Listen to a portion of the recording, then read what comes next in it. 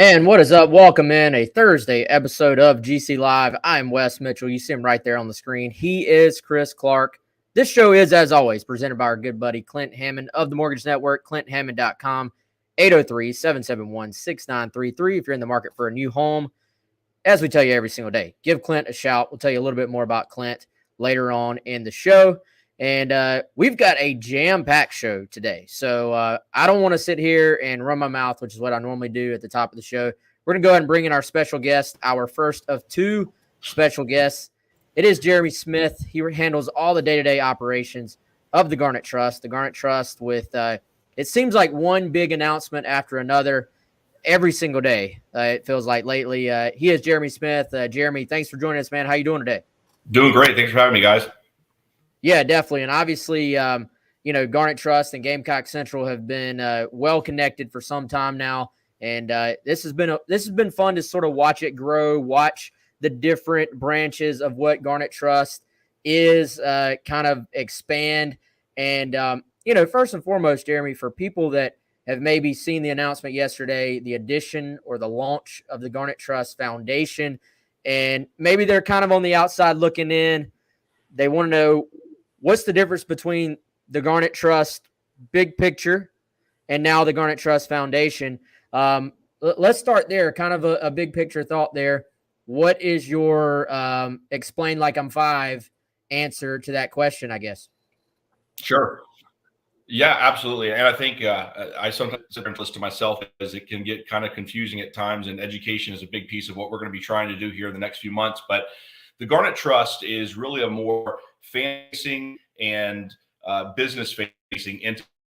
So we have two prongs: allow through a subscription model, allow the fans to get closer to the players through different activities, videos, content, etc.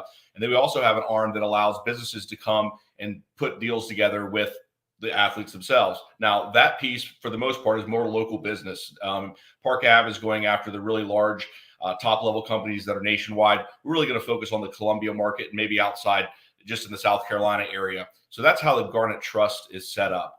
As you mentioned yesterday, we announced the Garnet Trust Foundation. Now, this part is really exciting to me. Both have their place, but the foundation piece is really exciting because what we're going to be doing is we're going to be going alongside charities in the Columbia area throughout South Carolina and helping them meet what the goals they might have for that particular year. It might be a special project. They might need to be bringing staff and not have the resources. So we might help put together a plan, a marketing plan that will allow the student athletes at the University of South Carolina through Edge and Likeness actually go participate and help them grow that financial. What we'll earn is we'll actually give money back. So we're actually just going to become like a side, help them to grow and athletes, and they go out in their community for giving back in their adult lives. Jeremy, with the foundation, so this will be set up from what has been said by Garnet Trust Foundation as a 501c3. That status has been applied for, which would then make donations tax deductible. But give us a little sense of, I'm going to try to simplify it too, and then you can kind of riff off this. Money comes into the Garnet Trust Foundation. How is it then split between, what's the NIL tie-in? How will players be compensated? What types of things will players be doing? And then one differentiator that my understanding is Garnet Trust Foundation is not only helping these charities, but actually giving funds directly back to them. Is that right? Yeah, I must have cut out there for a few minutes. I think my computer froze for a minute on you, but absolutely. So we will utilize the athletes to be a part of a marketing plan that we build. Just using an example, there might be a charity fundraiser, and they will have get a dinner with a football player or a basketball player, and the highest dollar amount will go to that charity, and that player will go to that dinner. We will compensate the student athletes for their time, but this is not about giving them a lot of money. This is first and foremost about the charities, about doing better in Columbia and in South Carolina as a whole, and really bringing the student athletes alongside. We will pay them fairly, but this is not going to be a get-rich-quick scheme by any stretch of the means. Jeremy, I think as a fan coming in and sort of just, I don't know, I feel like some fans like jumped in and they were like all about NIL, and then rightfully so, there's probably a big percentage that are, are sort of looking at the edge of the water and maybe you're trying to dip their toe in, but haven't sort of dove in yet. Is this maybe a way for Gamecock fans to support the student athletes, but also know, without 100% that, hey, I'm doing something good in my community as well. And does that maybe invite an entire different group of Gamecock fans to maybe want to get involved, do you think? Yeah, I really hope so. I think most individuals at some point in time give a little bit of money to some local charity throughout the year, and we really hope that folks, and Gamecock fans specifically, find a calling to really help us through this initiative. We're going to be supporting many different charities. We will ultimately be putting on our website that you have there on the screen. We'll be able to put all the information of the charities that we're supporting for that year. But yeah, we really hope that a dollar helps. I mean, it really does. A lot of times people think, well, I can only give $5. I can only give $3. That adds up quick. If you got $1 from every person in Williams-Brice, before a football game, that money adds up real quick. So we're hoping that folks will donate anything they have. We'll be very appreciative of all that, and it will go to a great cause and help grow stronger men and women at the University of South Carolina. Yeah, and I was going to say, looks like on the website, giving options start a bunch of different options. One-time, monthly pledges, yearly pledges from, like you said, Jeremy, $1 all the way up. One area I wanted you to touch on was the board that you've been able to put together for Garnet Trust Foundation. Has some pretty impressive names on it. Gamecock fans, I think, will know several of them. They may not know some others, but they probably should. Go through, maybe not the whole board if you don't want, or you can name all of them if you want. But some of the folks on the board, Wes has it up there on the screen. But tell us how you put this board together and how these folks are going to help you. Yeah, absolutely. So I really wanted to put the first board together of people who are either very influential as student athletes, or they're influential in the business community, but everybody who loves Carolina. So I really kind of put together a small list. I reached out to several key individuals to kind of bounce some names off their head and to see what they thought. And we kind of came down to this group. And luckily, I've been able to say that we asked to join this board. They all graciously accepted. I'm really excited for that. But we have Barry Bodiford, who I know has done a lot with Gamecock Central. He sponsored the Beamer Ball. It also supports the Garnet Trust, and he's the CEO of 360 Clean. So he's going to come on and join the board. We have two student athletes, Markeisha Grant, who played for Dawn Staley on the women's basketball team, and Marcus Lattimore, who most people know from the football team.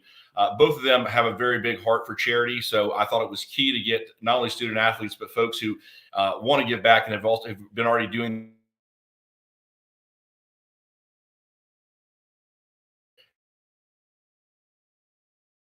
professional lives a lot. And they get a lot of. Am I back? Am I frozen? It is going in and out a little bit. Is it going in and out for you too, Chris? Yeah, a little bit. Yep. I think we got you right now, Jeremy. Okay. We did not. So I'll just be real quick. So we got Tim Packer. Okay. I'm on, I'm off. I'm on, I'm off. Okay. We got Tim Packer. He's a CPA. He does a lot of the taxes for former players and a lot of folks. He's him and his wife at the university. Brent Skinner, a lot of people know B Brothers, that he does a lot of the suits for all the football teams and a lot of the other folks who moved on to bigger and better things in New York, if you will. And then lastly, we have Ken Long. Ken has been a huge of Carolina for many years, and many know his name along for the operations building. And Ken has been gracious enough to help us, very influential in the Columbia area, can really help us continue to grow and utilize his All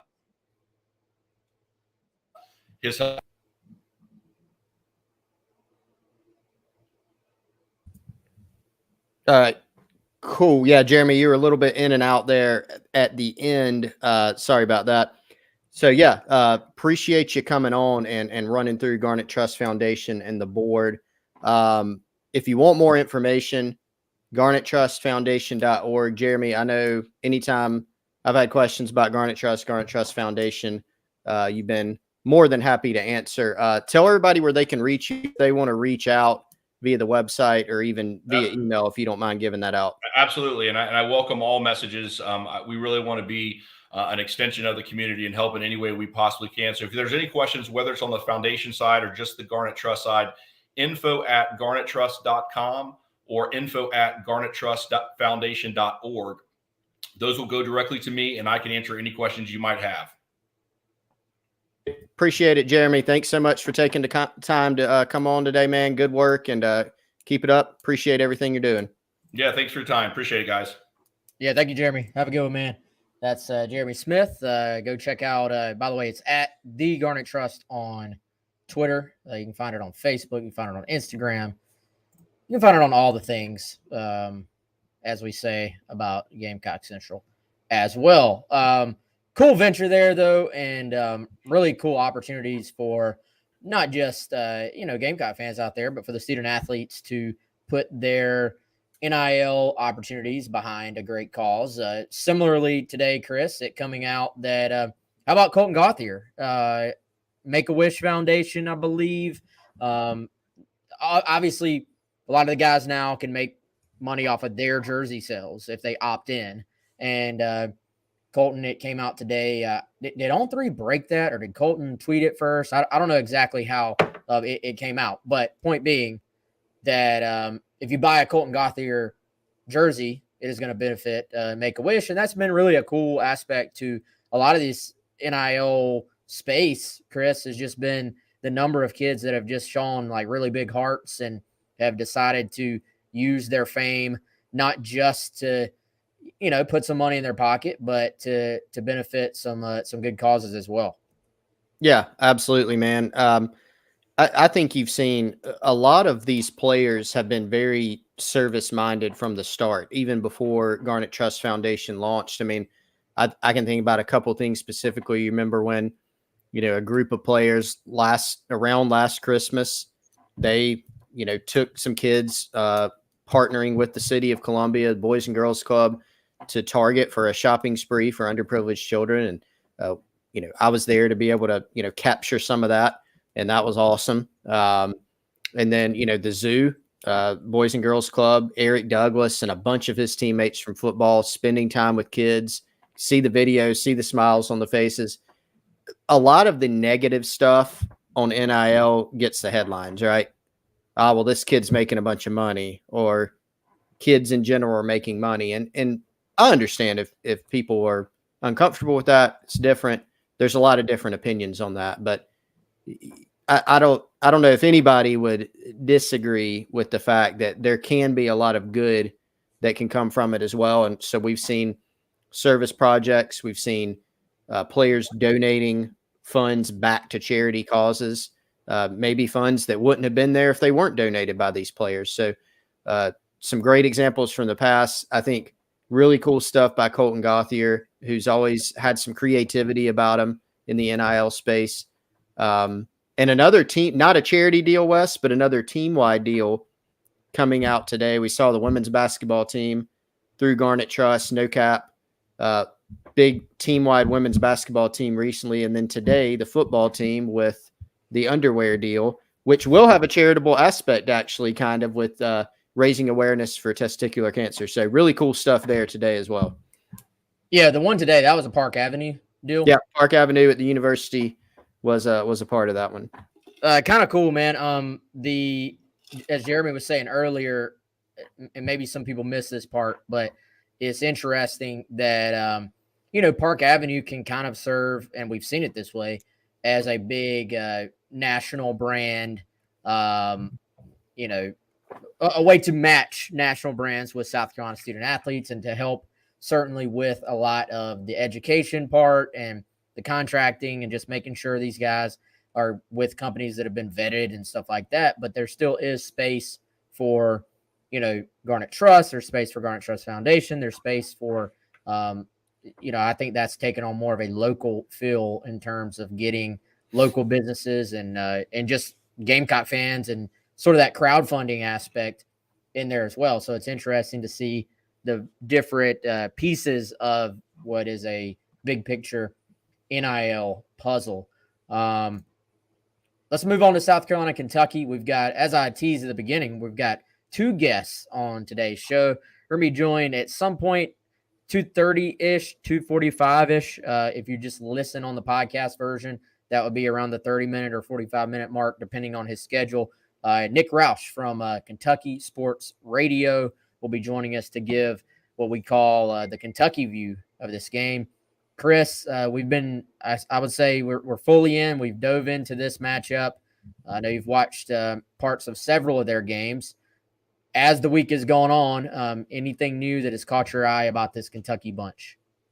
Yeah, yesterday I had a couple games worth of Kentucky between really yesterday and this morning, and wanted to kind of check out their two most recent games. I mean, in some ways, Wes, you never know what version of a team you may get unless it's just an amazing, super consistent team. This Kentucky team, even though they're 4-1, they've had some struggles this year, even in the games they won. And that includes the Ole Miss game. Obviously, they lost 22-19 on the road.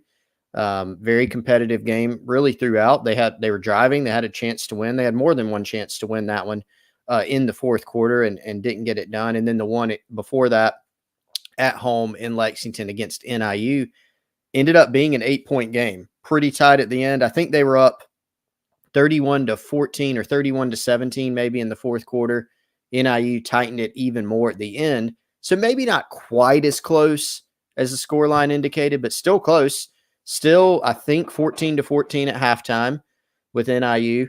And there were some things there that I thought were potentially alarming. If you're sitting there as a Kentucky fan, or you're sitting there as maybe alarming to you, if you're sitting there as a South Carolina fan, you're going, can the Gamecocks take advantage of this? And I do think it's possible. Now, maybe some differences in the team that we've seen against NIU or even against Ole Miss and what we may see on Saturday. I know we'll go into that, Wes, throughout the show, and maybe with Nick in terms of injuries or who they're getting back, who they won't have. But I do think the past couple games are revealing and that there are some possible spots for South Carolina to take advantage of in this game, with the caveat that South Carolina has some things that Kentucky can take advantage of as well.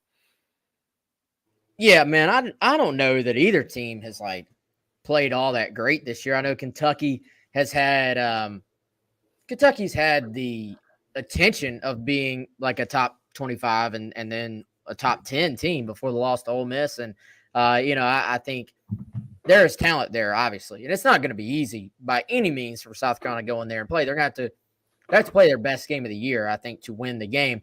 I don't know, man. The more I look at it, I feel like this is a better matchup for South Carolina than, say, the Arkansas game was. I think you looked at the Arkansas game and you said it's going to be a struggle to stop these guys on the ground, and then it played out exactly like that. I think you look at the Kentucky game, and yes, they're going to have to stop them on the ground to win the game. Obviously, they have to slow them down. But I don't look at it as quite the kind of a bear of a hurdle there as it is when you look at Arkansas, especially if, let's be honest, Will Levis is a huge part of what they do on offense and is an underrated runner, in my opinion, as well. I wonder, Chris, I'm just wondering aloud, and we'll maybe ask Nick about this. How much, does his health affect his willingness or how much they would even want him to be running the football? You're talking about, first of all, a hand, finger injury, and then what is, I don't know, a foot, ankle, lower leg, whatever you want to call it, reported injury as well. That doesn't lend itself to the guy running around a whole lot. So I wonder how much that maybe affects what Kentucky is able to do offensively, even if Levis does play. Yeah, I think you made a good point about him being an underrated runner. Short yardage, especially 3rd and 2, 3rd and 1. He can get in there and kind of has a knack for pushing the pile forward, but also can move around in the pocket, out of the pocket. He's not KJ Jefferson. He's not going to be as hard as KJ Jefferson from Arkansas to bring down, or some other. He's not going to be Stetson Bennett elusive in the open field, but he is a big guy and has some mobility. So look, that's a huge thing, because Kentucky, since Will Levis has gotten there, has been able to. You always think of Kentucky's identity as, run the ball, play defense. But since Levis has gotten there, they have been able to lean on the pass when they've needed to. And I think, Wes, early this season, they've leaned on him, and he's good, so that's paid off. But they've probably leaned on the pass a little bit more than they've wanted to. They haven't been super dynamic running the football, which has been a difference. Now, one thing that I think has to be said, there's been a lot of talk, obviously, about Levis. There's a lot of talk about the Kentucky offensive line, which I know we'll dive into later, not playing extremely well in pass protection or opening holes in the run game. You go back and look at Kentucky statistically on the ground this year, they haven't been what you expect. But I think there's a couple reasons for that. One is the O-line. I don't think they're playing that well for Kentucky. But they have also been missing Chris Rodriguez since, he just returned for the Ole Miss game. Didn't have a huge game against Ole Miss. Had 72 yards. I think he averaged 3.8 a carry. But all but 11 of those yards were after contact. So that means that Kentucky is not doing a great job blocking before contact, but it also illustrates a key point for South Carolina, and probably a pain point, in that this is a guy that can break a lot of tackles and get a lot of yards after contact, and that's been an issue this season. South Carolina has not proved that it can stop the run consistently this year. Yeah, well, probably I would almost say, Chris, very, very few games can you whittle down to one key to victory. You can probably pick several keys in about every single football game that's ever been played, and probably no different here. But that one to me is just sitting there flashing, blinking. It's got a red flag on one side, another flag on the other. And it's just like, hey, this is the single biggest key to this football game. Can you get this kid on the ground when you have your chances to? And I will say this, man, it did feel like some of the Arkansas missed tackles were, a little bit more second level, sometimes third level missed tackles. Right now, Kentucky, they're just struggling to find him room to run at all, is the crazy thing. So I think if you can get enough guys around him, you do have a little bit better chance, even against a really good back like he is, to tackle them sort of around that first level, which is the way it's been for Kentucky, man. They just have not created room for their running backs to this point. And as you said, it is skewed a little bit because they've been sacked so many times, but I think that probably lends itself to what we've talked about all year. If you can put them in 3rd and long, we say this about every single South Carolina opponent. If you can put them in 3rd and long and make them throw the football, with Kentucky, if Levis is in there, you probably feel pretty good about him and those receivers being able to make something happen. But the O-line is sort of the weakest link, in that they've given up so many pressures this year. He's held on to the ball too long at times. And contrary to popular belief on Twitter, South Carolina has actually gotten pressure on teams at I would say, a much better clip than they've been given credit for, because I think people have been blinded by the sack totals, where if you go a little bit deeper, or you just go with the eye test, I feel like they've actually been a decent pressuring defense so far this year. Yeah, they have, better than, again, and I think I wish we could pull up the Nick Saban. That's years old, but he had a whole, I mean, he was doing the Saban hands and everything. I think, he noted that there's no statistic in the NFL, which that's not the end all be all, but Saban's pretty good coach. I'll defer to him on this. No NFL statistic that said sacks correlated to winning. What he did say is that pressure is definitely something that's key to winning. If a guy's getting rid of the football too quick to where you can't sack them, but you're getting pressure, maybe you're forcing them into bad throws. That's what you look for. Would you like to get some sacks? Absolutely. You'd love to get some teams behind the chains, but pressure is the important thing. I mean, look, you saw that in the Charlotte game, right? That's against a much lesser opponent, but South Carolina started getting pressure on Charlotte's very experienced quarterback. They're able to force 3 interceptions. That's what it's all about. Would you rather have 3 sacks, 3 picks? I think you take the 3 picks.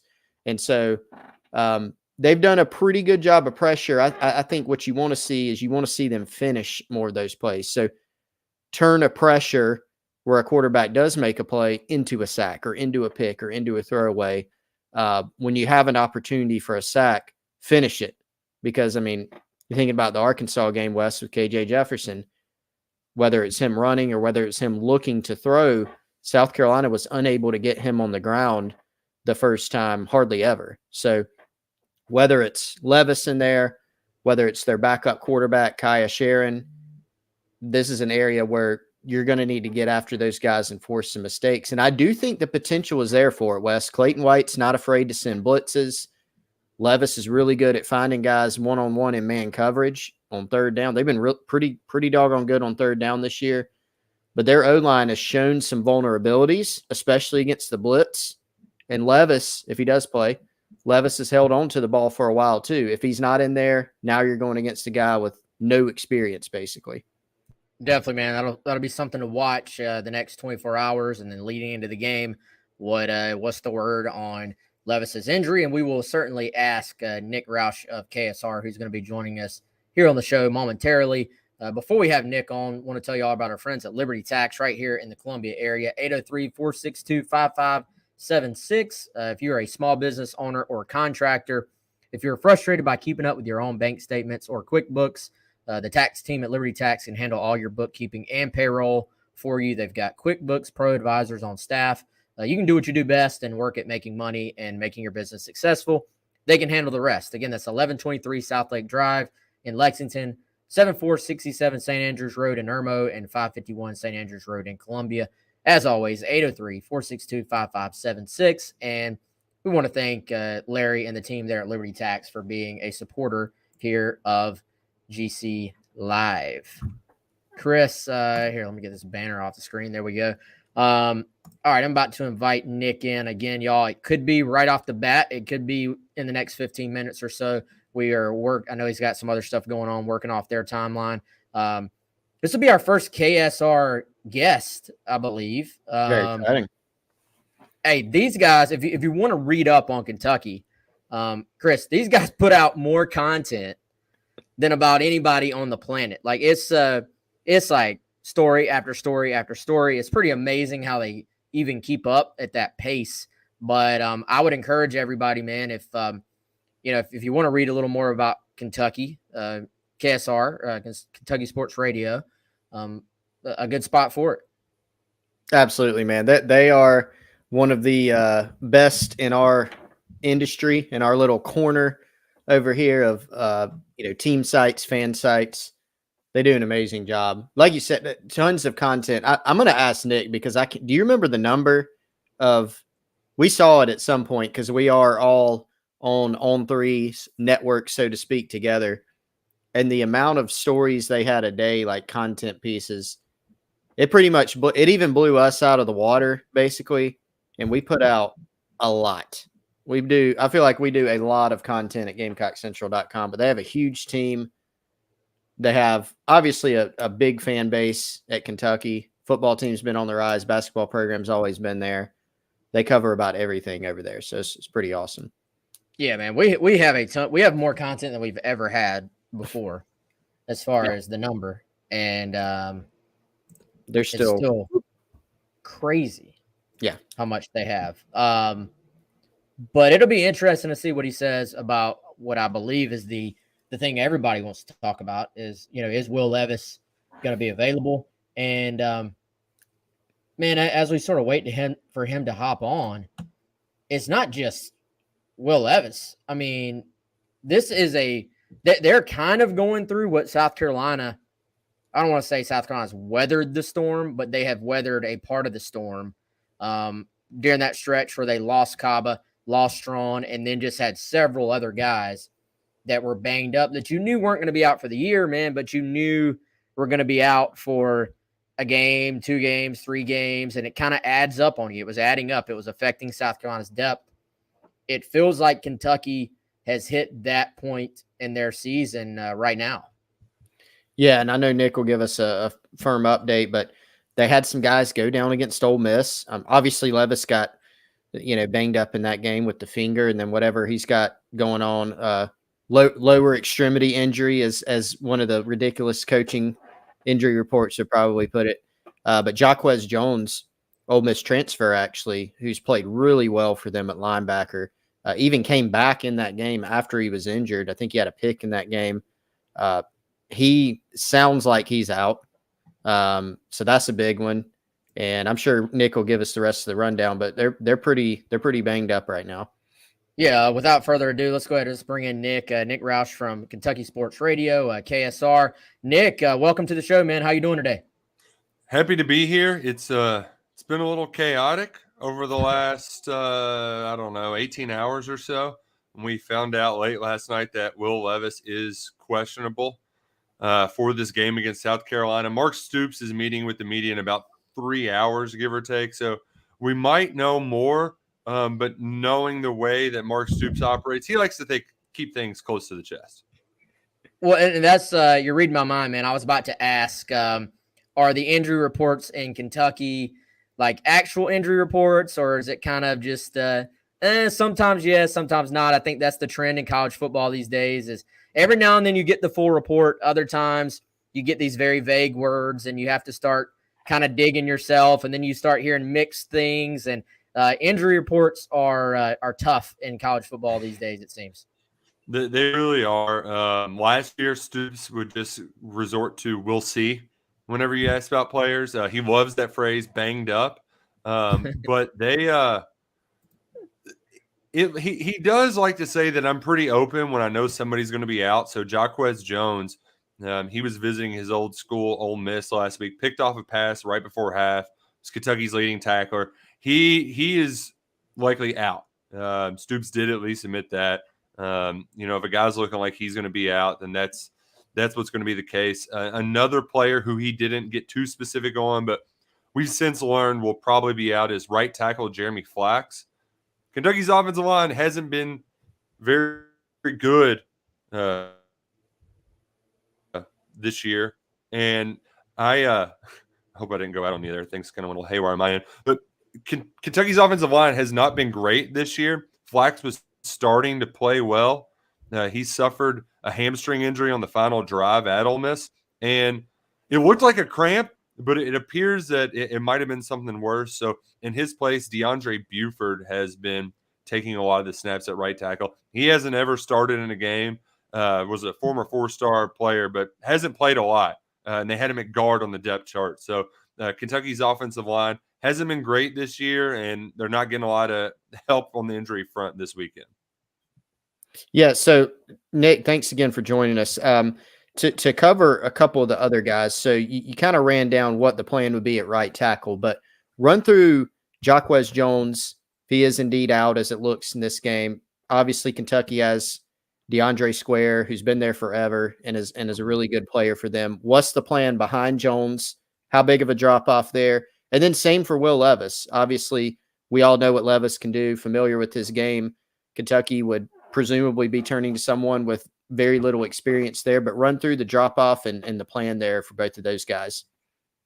De'Eric Jackson is a thumper, right? He'll be the one filling in for Jaquez Jones. He's really good against the run, and he's actually made a couple nice plays in the passing game. He suffered an Achilles injury last spring came back much earlier than expected, picked off a pass in the Citrus Bowl, even though he's not quite as good in pass coverage as Jones. And when he got in the game last week, Kiffin got a couple mismatches in the slot where D-Jack, as they like to call him, got exposed for a couple big plays. But there's not a significant drop-off there at linebacker. The biggest, though, I mean, you can't replace Will Levis, right? Like the guy they'll call upon, Kaya Sharon. The last time he threw a pass at Kroger Field, it was in the 2A state title game back in 2019. He's a redshirt freshman, does not have any game experience whatsoever.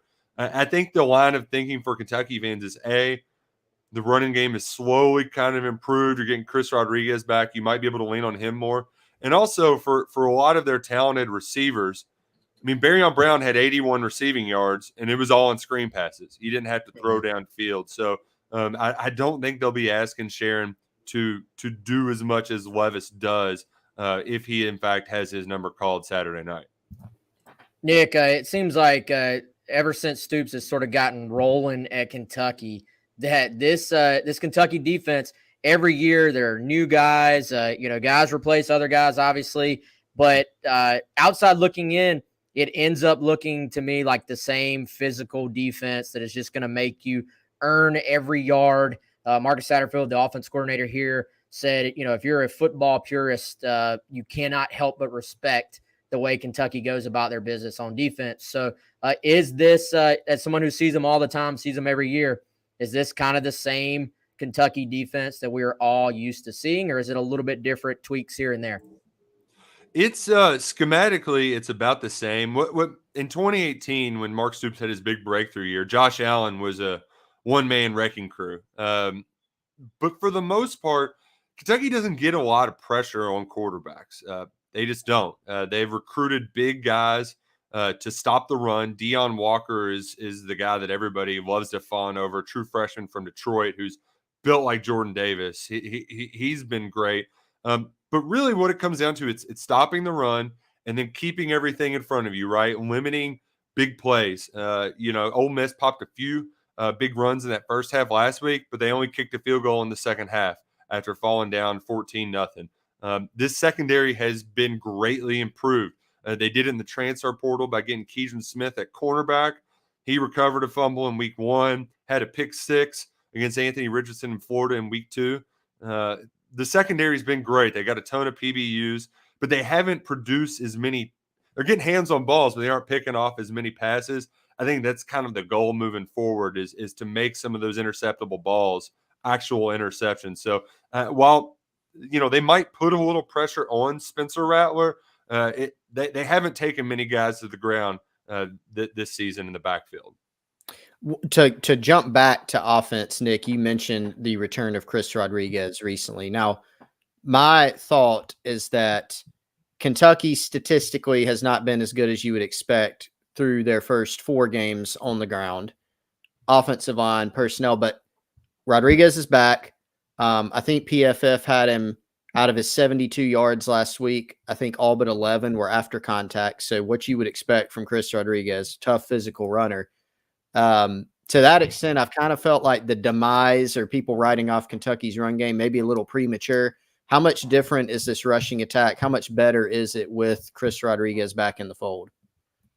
It's really night and day, and you saw it on it was a 4th and 1. They call Chris Rodriguez's number, and he gets hit either at the line of scrimmage or right at the line of gain, and he just leans forward. He makes a lot of those runs that were might be a tackle for loss or only a 2 or 3 yard gain, a 7 or 8 yard gain. He can make a significant difference in this rushing attack. And last week it was a lot about kicking the rust off for Rodriguez.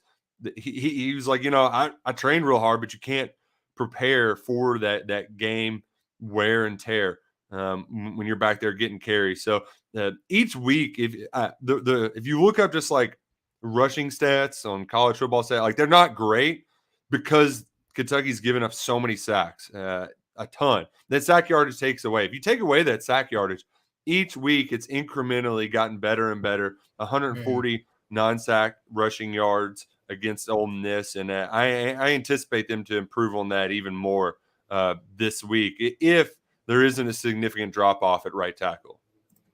Yeah, it's kind of like here at South Carolina, they got a kid, Corey Rucker, missed the entire season as well. He goes out there, is running routes, like ran a couple of routes, and he was just like, man, I am dog tired. Like it's different being out there, I'm sure, in a game in the heat, in full pads than it is just going out to practice. So it'll be interesting to watch Rodriguez for Kentucky, how he comes along and against a South Carolina defense that has struggled to stop the run. So you kind of have one side, Kentucky's O-line hasn't played up necessarily to what you normally expect from them.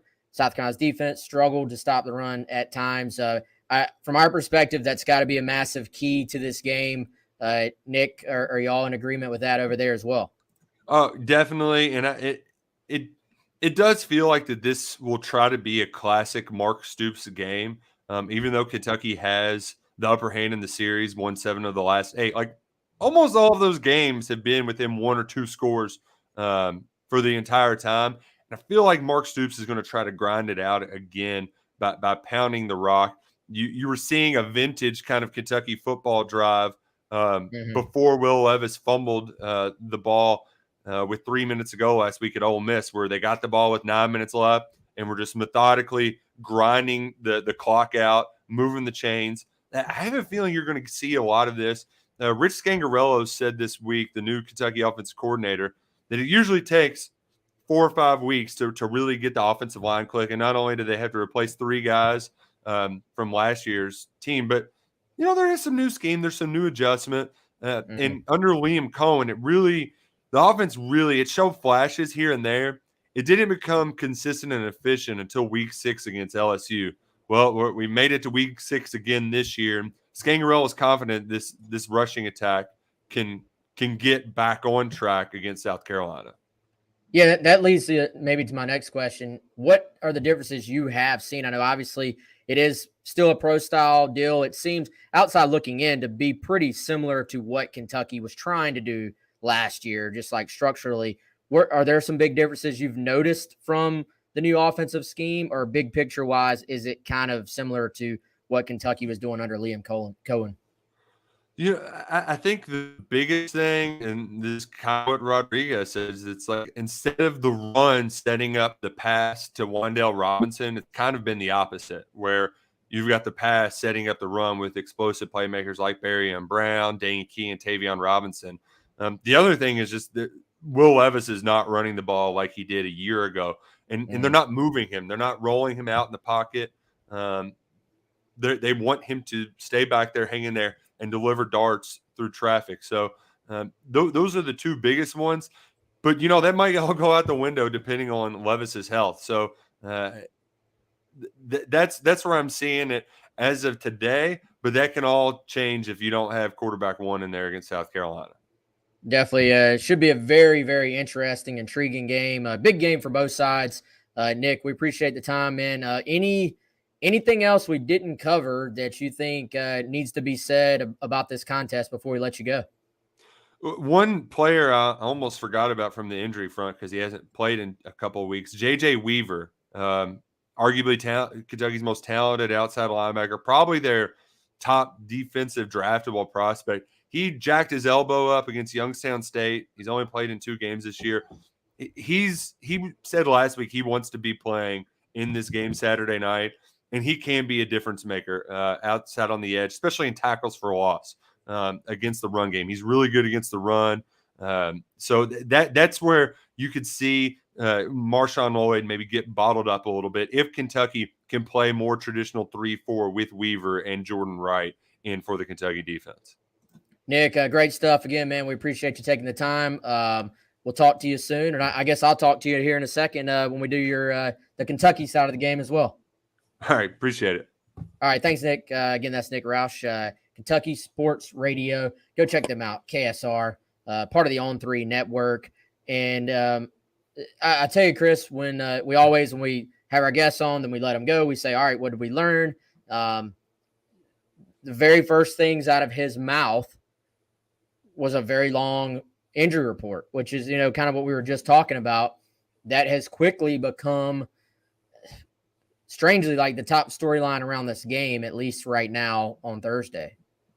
Yeah, it is. And I don't know, man. South Carolina fans are probably sitting there going, it's kind of nice to be on the other side of having a bunch of guys. It has happened a lot over the last several years. So many games that South Carolina has gone in just at a complete injury disadvantage, to be quite frank. Conversely, now, you feel pretty good. I mean, you've got Darius Rush practice last week, got the chance of having David Spalding available. Dylan Wanham did some stuff in practice last week. South Carolina's rash of injuries in the secondary has kind of slowly over the past few weeks gotten a lot better. So that picture's much better for them. And there's no doubt. I mean, Will Levis, no matter where you fall on the how good is he scale, you might think he's great. You might think he's just good, pretty good, whatever you may think, anywhere in between. He is a difference maker player for the Kentucky offense. And certainly in this game, the drop off between him, if he can't play, Wes, Scangarello, Mark Stoops, your game plan has to be altered as a coaching staff. You can't do everything that you could do if QB1 is in there. So now they could literally, it could be anybody at quarterback, and you're still sitting there. South Carolina's defensive staff is still going to be sitting there worried about the run game. And I do think, again, I feel pretty strongly about this. Don't write off Kentucky's run game because they haven't been great on the O-line this year, or looking at the stats. Are they as good as they have been the past few years? Maybe not, but Rodriguez is back. And I think we've seen enough from the South Carolina defense this year negatively in the run game to make it still a concern. Yeah, and I think this is, I believe I said this earlier this week, man. And at some point, you can't really use it as an excuse anymore. Not that I'm even trying to make it an excuse, but the lack of having Mo Kaba in there, I think this is a game where just his pure size and the physicality, I believe we were going to see him bring to the game this year. We didn't really get to see enough of him to actually see it kind of play out the way I think it was going to. But I think this is a game where if you're Carolina, you miss 32 dearly, because I think this would have been a big opportunity for him, probably meeting Rodriguez in the hole several times if we were in another reality and he hadn't been lost for the year. So will be a massive game, I think, for Brad Johnson, Sherrod Green, for those backups too, man, for Debo Williams, Stone Blanton, Bam, Martin Scott coming along. That's something we haven't talked about on the show. Eyeball test. Bam Martin Scott has been very, very good in his limited reps. PFF, incredibly high on what Bam Martin Scott has done. Again, the limited reps, you have to take that into account. It's a small sample size. And a lot of times, man, when a guy flashes a bunch to us, like naked eye, but doesn't play as much, it normally comes down to all right, the guys in front of him maybe understand what they're being asked to do a bit more. They're in the proper gaps. They're using the proper techniques more often. The things coaches know to look for. But in terms of going out there and running to the football, I look at Bam Martin Scott and you're kind of all right, there's a place for this guy to help this football team, possibly more than we've seen so far. Yeah. What do you think? Yeah, no, I could buy it. I mean, he's a long kid who can run. I mean, he almost looks like if you put more weight on him, he looks more like a defensive end almost. Now he doesn't right now because he's still linebacker size, but he's got long arms. He can give you something in coverage because he is kind of a bigger presence out there. We saw that against SC State with the pick that he had. He can run. He can be an asset blitzing. He had a pressure against Charlotte that helped lead to a bad throw and ultimately an interception. So you're right. Small sample size. I mean, I think even if you watch him in the limited time that he has had, his limited snaps, I think you could see some things there that, okay, that needs to be cleaned up. But just from a physical standpoint, he has it. And so if he keeps coming on, that would definitely be an asset to this team. Yeah, and certainly a guy who has shown they can help this team on special teams, and I think you're kind of seeing his role grow a little bit on defense. We'll see if that continues. Man, I look at this as a game where, not that we go into analytics a ton or like the super advanced stats, not that this one necessarily is. This is not one of those where it's like some just mumbo jumbo, you don't even know what it means. But I interestingly enough was looking at KSR, the Kentucky site, and their scouting report for South Carolina, and they have a great statistical breakdown. One of the stats that they have listed here for South Carolina's defense is the success rate allowed. And, we've talked about this on the 107.5 show. Even Preston Thorne, who is very much anti-analytics, really likes success rate. And basically success rate is sort of like, all right, was that statistically a successful play based on the down and distance? So like first down, and I don't even want to say this wrong. I should know exactly what it is. I believe first down, it's like, do you get 5 yards? Second down, do you cut it in half, I guess? Third down, do you make the first down?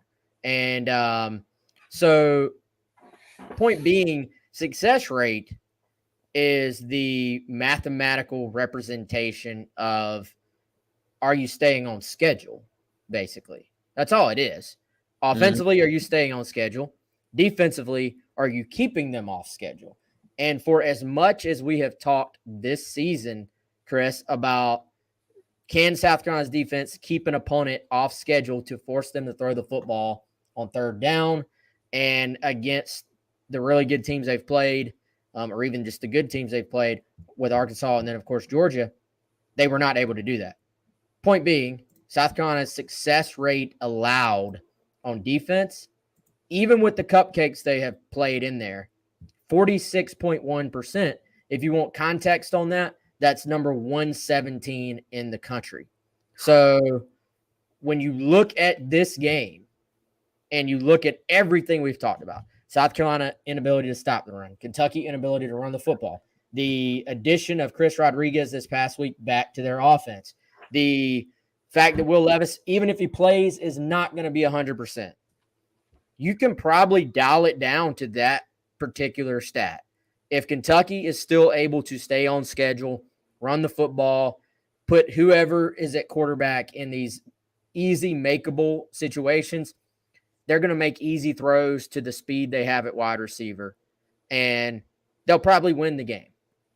Yeah. If it's 2nd and 9, 3rd and 7, South Carolina is going to pull the upset. Like I think it quite literally could come down to that very specific thing when you look at these two teams. Because I like Nick's point. This feels like a Stoops just grind it out. It doesn't matter if it's not pretty. Just going to find a way to win the game from a Kentucky standpoint.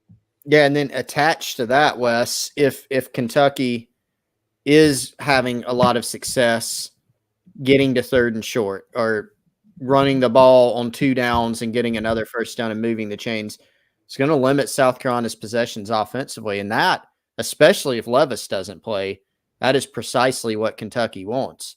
So to attach to that, critical in this game, I think, for South Carolina to do what we have talked about, I think, every week since last year, and that is get off to a faster start. And that's offense and defense. But South Carolina doesn't need to go to the locker room in this game with 3 points or a touchdown. You don't want to see that. They need to get off to a faster start offensively and actually put some pressure on Kentucky's offense to produce. I've said it on the show multiple times.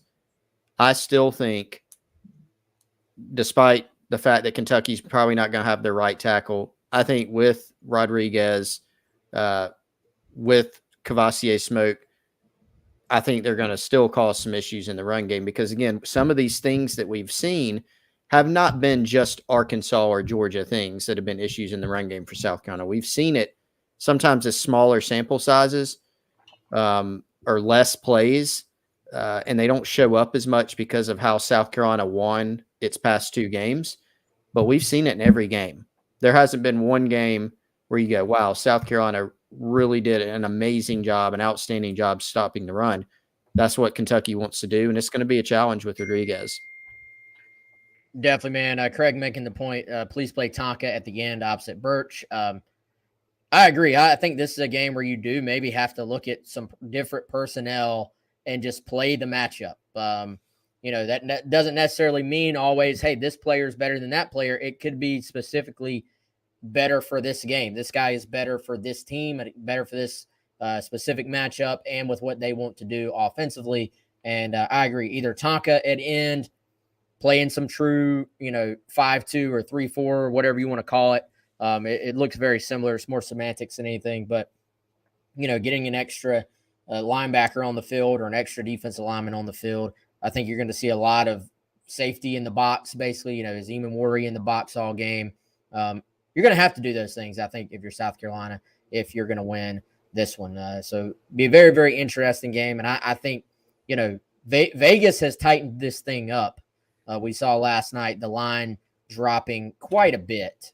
And I really think that's what we're in store for. Grind it out, low-scoring matchup, and maybe a turnover being the difference or a late drive. Somebody just grinding it out at the end and finding a way to win. Or maybe, and if you're South Carolina, I think you actually like your chances on this. If it comes down to a field goal, Kentucky has had some operation problems on special teams. South Carolina, obviously replacing Parker White, has been pretty good, really good at kicking field goals. They've had their own share of snapping issues in the field goal /P18 game as well. All right, y'all, we got one more show to do this week, so we won't to continue on and on. We got one more hour's worth of content. Appreciate all of our guests for joining us. Tomorrow, again, a 1:00 show, as we do most Fridays. We'll be live from the Market on Main Street in Columbia, South Carolina. If you want to come out, again, 1 to 2 tomorrow. Chris, you got anything else, man? Or are you going to push it on forward to tomorrow? I have several thoughts, but we're going to hold them until tomorrow so that we can fill out tomorrow's show. Definitely. All right, he's Chris Clark. I'm Wes Mitchell. Thank you to all of our guests, and thank you to everyone who has joined, whether it's on YouTube, Facebook, or Twitter, or the podcast platforms. We're on all of them, basically. We appreciate you, and we'll see you all on Friday.